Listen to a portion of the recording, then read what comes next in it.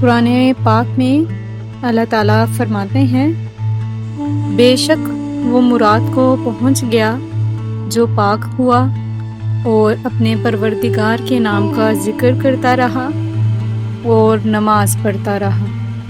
جو شخص دنیا کی جزا کا طالب ہو تو خدا کے پاس دنیا اور آخرت کے لیے اجر ہے، اور خدا سنتا دیکھتا ہے۔ اے اہل ایمان، جب میدان جنگ میں کفار سے تمہارا مقابلہ ہو تو ان سے پیٹھ نہ پھیرنا۔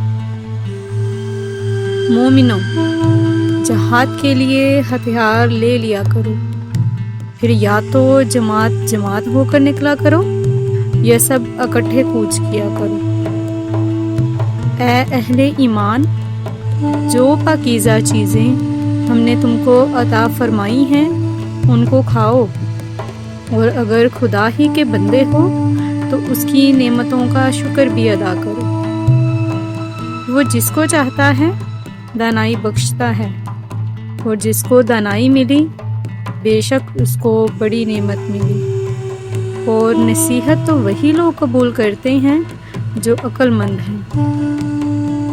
اس طرح خدا مردوں کو زندہ کرتا ہے اور تم کو اپنی قدرت کی نشانیاں دکھاتا ہے تاکہ تم سمجھو۔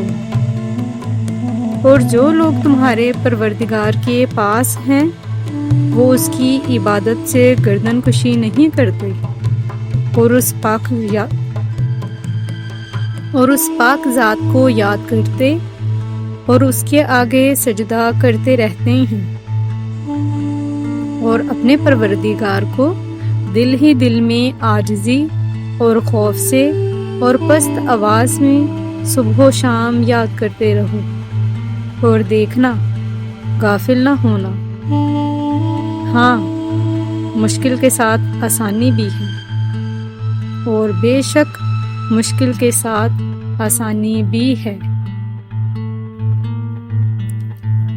اور کوئی شخص ایسا ہے کہ خدا کی خوشنودی حاصل کرنے کے لیے اپنی جان بیچ ڈالتا ہے، اور خدا بندوں پر بہت مہربان ہے۔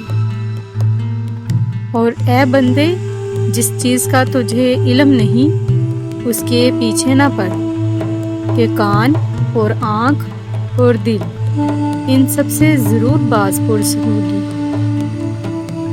اور جو لوگ تم سے لڑتے ہیں تم بھی اللہ کی راہ میں ان سے لڑو، مگر زیادتی نہ کرنا، کہ اللہ زیادتی کرنے والوں کو دوست نہیں رکھتا۔